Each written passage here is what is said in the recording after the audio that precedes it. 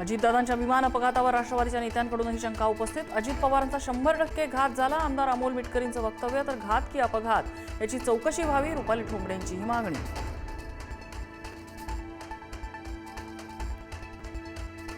आमच्याशी चर्चा न करता अजितदादांनी विलीनीकरणाचा निर्णय घेतला असता का? मुख्यमंत्री फडणवीसांचा सवाल, तर चर्चा केली नाही म्हणजे अजित पवारांचा फडणवीसांवर विश्वास नव्हता, राऊतांचा टोला।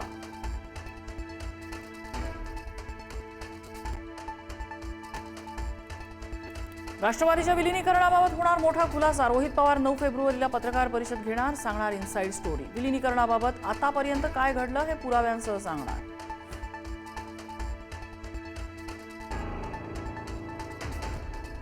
उपमुख्यमंत्री सुनेत्रा पवार कराडमधील प्रीती संगमावर नतमस्तक। स्वर्गीय यशवंतराव चव्हाणांच्या स्मृतीस्थळी अभिवादन, तर फलटणमध्ये अजित पवारांचे अंगरक्षक विदीप जाधव यांच्या कुटुंबाचीही घेतली सांत्वनपर भेट।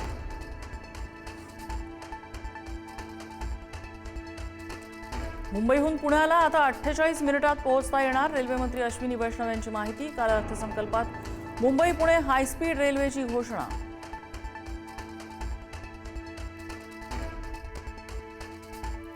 जळगाव सराफ बाजारात सोनं चांदी गुंतवणूकदारांना मोठा फटका। 4 लाख रुपयांचा टप्पा ओलांडलेली चांदी 2.5 लाखांवर येऊन ठेपली। 2 लाख रुपयांच्या उंबरठ्यावर पोहोचलेलं सोनं 1,40,000 रुपयांवर।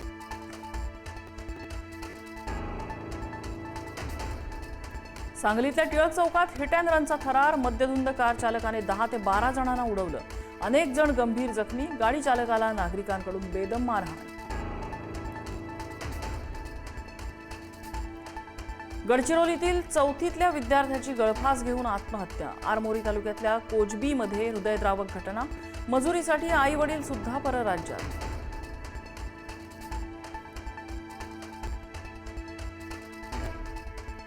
नंदुरबारसह उत्तर महाराष्ट्रात आणि देशाच्या विविध भागात अवकाळी पावसाचं संकट। हवामान खात्यानं वर्तवला अंदाज।